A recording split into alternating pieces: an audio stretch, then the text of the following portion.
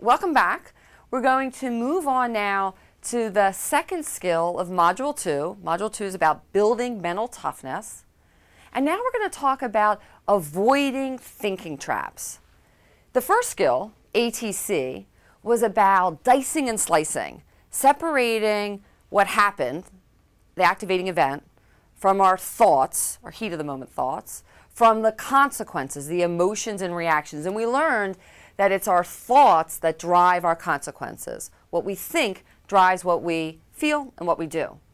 So now we're going to take a much closer look at our thoughts, at 6 common patterns in thinking traps we're going to call them, that undercut resilience because they cause us to miss critical information about what's really going on. So by identifying the thinking traps that you tend to fall into, you're going to learn how to correct those thinking traps so that you're seeing situations accurately, flexibly, thoroughly, so you can accurately identify what's really going on so that you can then do something about it. All right, so we're going to talk now about thinking traps.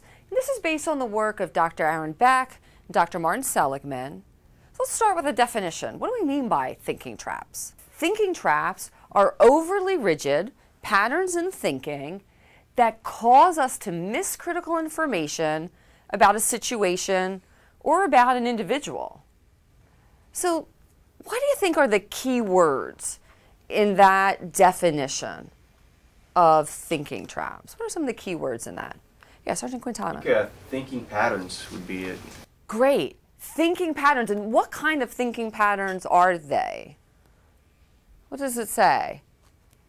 Overly rigid. Yeah, Sergeant Robinson. They're overly rigid. So I want you to circle overly rigid patterns, because this is how they get us into trouble. They're patterns and they're rigid. And so they make it hard for us to be flexible and agile in our thinking.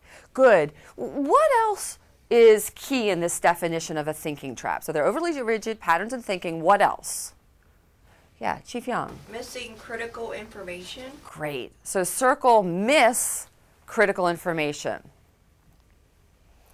So thinking traps, I want you to, think about thinking traps as if they're kind of like blinders, that you're wearing a set of blinders. And because you're wearing blinders, you only can see part of what's going on. You're not able to see, because you've got blinders on, the full situation. So these thinking traps cause us to miss things. They limit our situational awareness. And we're going to talk about how each of these 6 thinking traps can undercut resilience and drive to consequences that might not be productive. And then we'll talk about how you get yourself out of one of those traps if you're in it. Okay, so we're going to go through each of the 6, and you'll notice that this is just our ATC model, and the thinking traps are under which part of the model? Thoughts, yeah. So these thinking traps are just thoughts. They're patterns in our thinking, the thoughts that pop into our head in the heat of the moment. And so now we're going to take a look at each of these 6 traps and the ways they might undercut our resilience. So the first thinking trap we call jumping to conclusions. Jumping to conclusions. And the definition is believing that one is certain about a situation despite having little or no evidence to support it.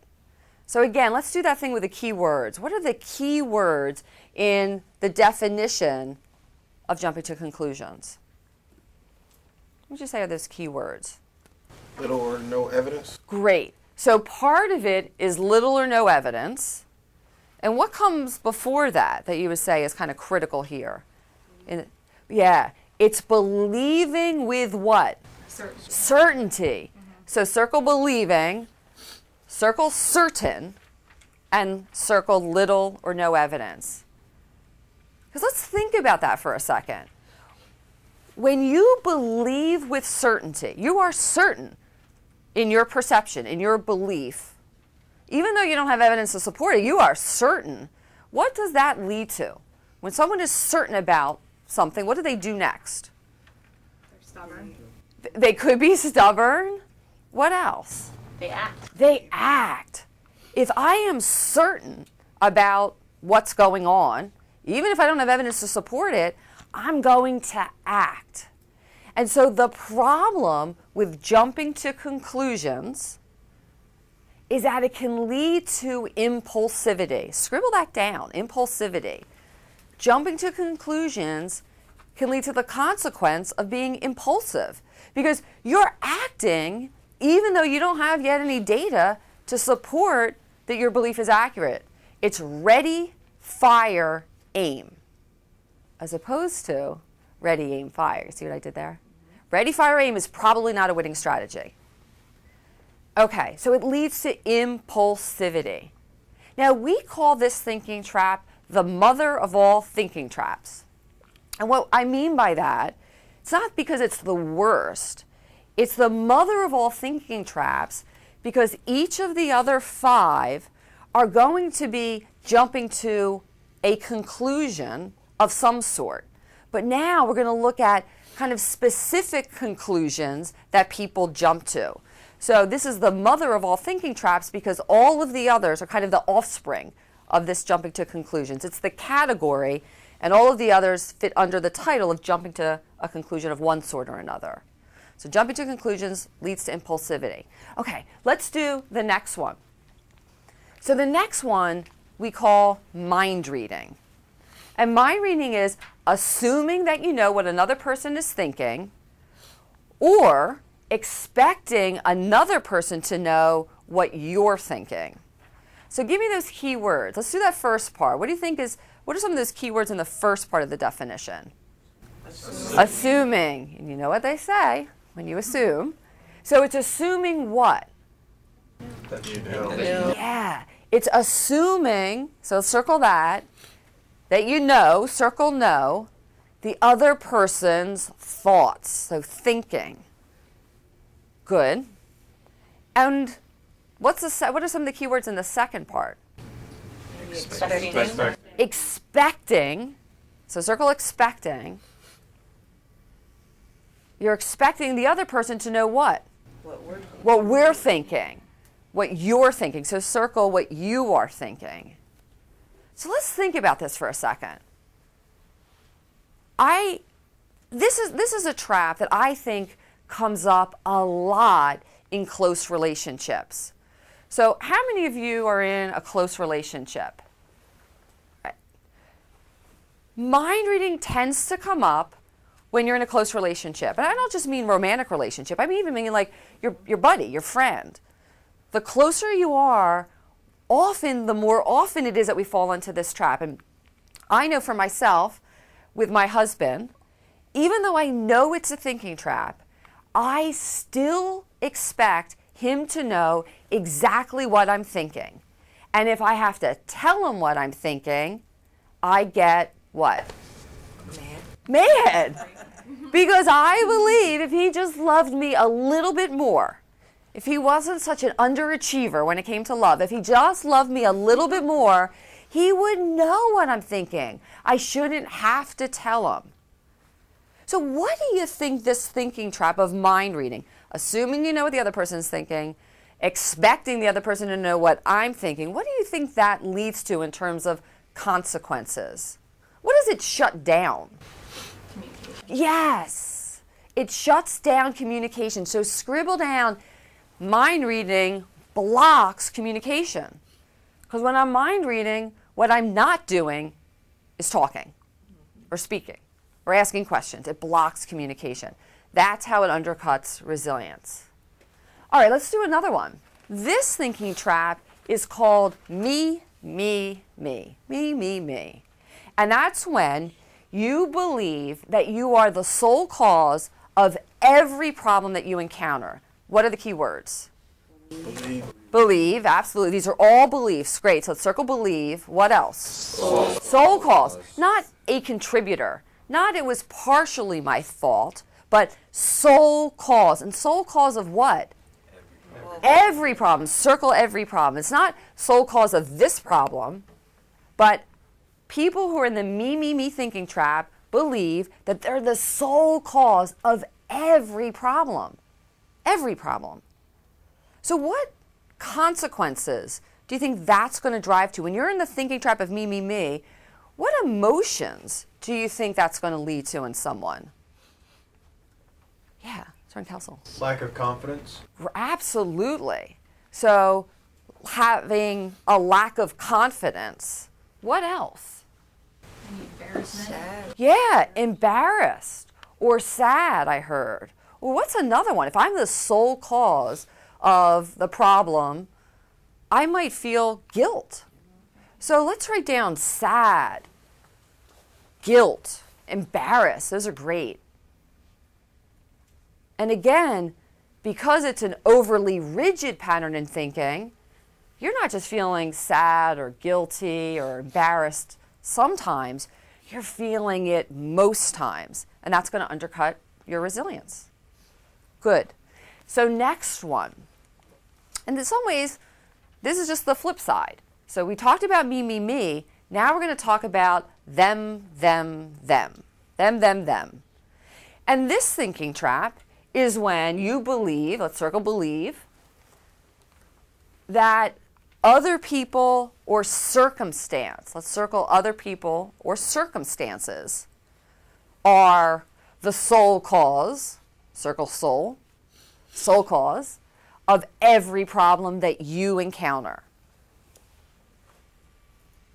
So let's think about what this drives to. So if you're somebody who, whenever something goes wrong, you believe it's because of other people or the world or circumstances, the weather, the army, our culture. Whenever something goes wrong, you blame other people or the whole world.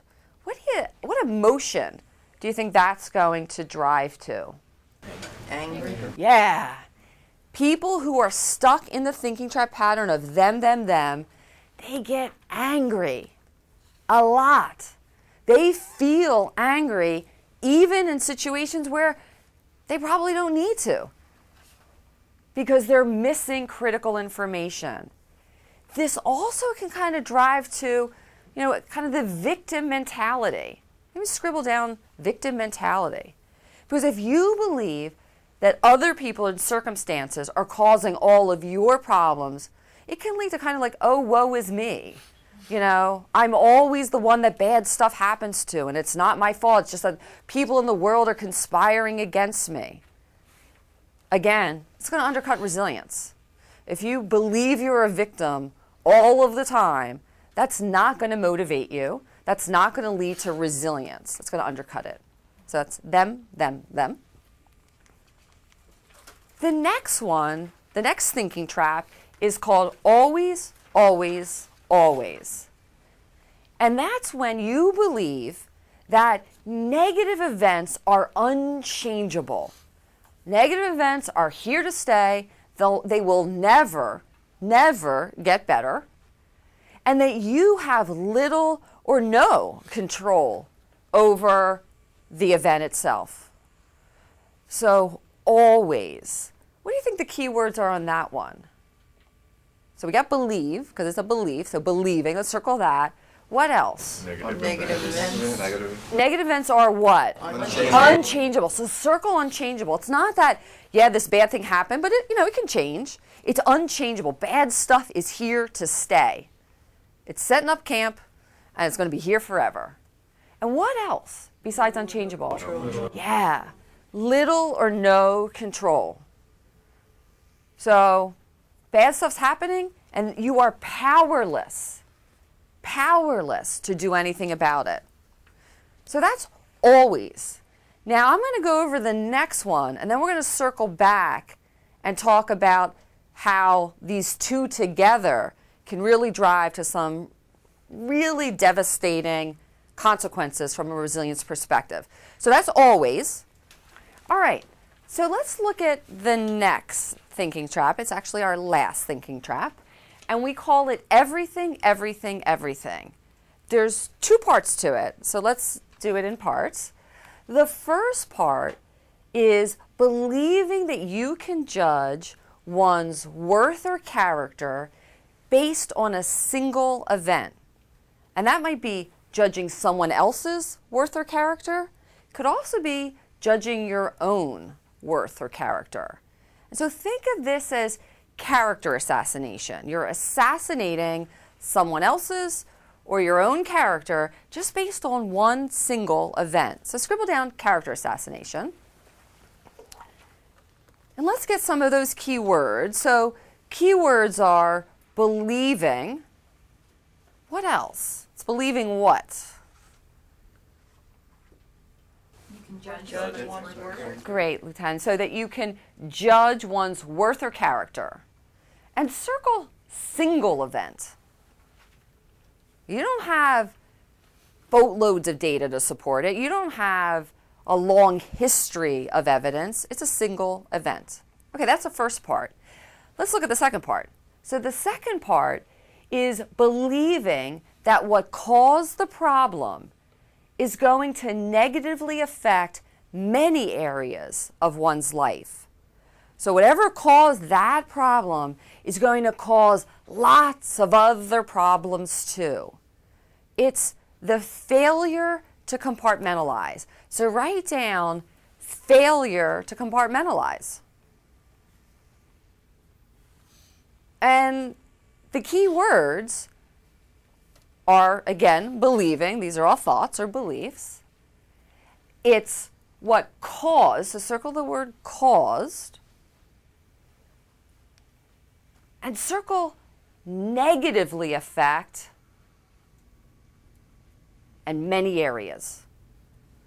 So the everything thinking trap can be about character assassination or the failure to compartmentalize. Good. All right, so before we move on, we just covered the 6 thinking traps. Who's got questions? Sergeant Taylor. Yes, Karen, what is the difference between always and everything? Great question. So always and everything tend to go together. If you're in the always thinking trap, you tend to also be in the everything thinking trap, but we can tease them apart. So let's think about always as time. You believe that whatever caused the problem is going to be around forever and you don't have any control to change it. Whereas the everything thinking trap is about scope. How many domains of your life are going to be affected? So always is about time, everything is about scope. Now, when you put those two together, always and everything, when somebody falls into both traps, so something happened, there's an activating event, and their mind convinces them that that bad thing is going to last forever, always, and that problem is going to ruin all aspects of that person's life, everything. Always plus everything is a very, very problematic thinking trap style. Very problematic. It drives to helplessness. Let's just scribble down helplessness. When you believe that bad things are here to stay and you have no control over them, no control to make it better, bad things are here to stay, always, and that bad thing is going to undermine every area of your life, everything. When your mind convinces you that it's always and everything, people tend to become helpless. And by helpless, I mean they give up. They quit. Clearly, that can be a problem from a resilience perspective. If when bad stuff happens, you give up, you quit, you become helpless, that's not going to help you succeed and achieve. And so when people have that always and everything thinking trap style, they become hopeless. Scribble down hopeless. They become hopeless. There's nothing I can do. It doesn't matter. Things can't change. Hopelessness and helplessness. And that's a set of outcomes or consequences that we really have to help people to avoid. Helplessness and hopelessness. Okay, so we covered the 6 thinking traps, and part of the skill is learning to spot which thinking trap you fall into. Once you spot that you're in a thinking trap, we got to train people to get out. Each of these thinking traps are problematic because they block us from seeing all the information, right? All of these thinking traps are a problem because they prevent us from seeing critical information. So we're going to train people how to retrain their brains, how to retrain our brains to notice the critical information we missed. And we're going to do that by using mental cues and critical questions. The critical questions help us to notice the critical information we missed because we were in one of those thinking traps. So let me show you how this works. If you know that you're in the thinking trap of jumping to conclusions, or if you know when you're run down or stressed, you tend to jump to conclusions, you can retrain your brain to notice the critical information you missed by first saying what I'm going to call the mental cue. And so the mental cue for jumping to conclusions is slow down. If I'm jumping to a conclusion, I'm going to say to myself, Karen, slow down. That's the mental cue. It helps me to kind of pump the brakes and pause for a second so that I can have more control over my thoughts. After I've said the mental cue, slow down, I'm going to ask myself the critical question, what's the evidence for and against my thought? I know that jumping to conclusions makes me certain despite little or no evidence. So I'm going to say the mental cue, slow down, pump the brakes, and then I'm going to ask and answer the question, what's the evidence for and against my thoughts? And that's going to help me to find the critical information that I missed. Okay, let's do another one. So if you're in the thinking trap of mind reading, the mental cue that I train myself to say is, Karen, speak up. Because that's what I'm not doing. When I'm mind reading, I'm not communicating, I'm not speaking up. So I have to say to myself, speak up. And then the critical question is, did I express myself? Or did I ask for information? And I'm going to train myself to ask that question so I notice the critical information I missed. Let's look at another one. Me, me, me. Me, me, me. The mental cue is look outward. How does that help? How does the mental cue, just saying to myself, look outward, how does that help break me out of this thinking trap? What do you think? Karen, I think that when you're in the me, me, me, you're always looking at yourself. You need to look out at everything else and everybody else. It's great. When you're in the thinking trap of me, me, me, you're only going to see how you contributed. You're looking inward exclusively. And now you got to look outward. Great. And then you're going to follow up with the critical question, how did others or circumstance contribute? So that you get the critical information you missed when you were in that trap. Great. So let's do the next one. Them, them, them. And the mental cue is look inward. It's the opposite of the last one. Mental cue, look inward. So when I'm in the thinking trap of them, them, them, I'm only looking outward. I'm only paying attention to circumstance or other people that led to the problem. I'm never looking inward. So I have to retrain my brain to look inward. That's the mental cue. Helps me to pump the brakes. And then I ask the question, how did I contribute? It's not about blaming myself completely, but it's saying, look, did I contribute? How did I contribute to this problem? Good. 2 more. Always, always, always. Mental cue is grab control, because that's what I'm not doing. So I'm going to tell myself, Karen, you got to grab control here. Mental cue, pump the brakes. And then I'm going to ask myself the question, what's changeable? What aspect of this situation can change, can get better? And I'm going to ask myself the question, what can I control? There might be parts of the situation I can do nothing about. But there also might be parts of the situation that I can change or at least influence. And I've got to see those if I'm going to stay resilient. Last one. If I'm in the thinking trap of everything, I'm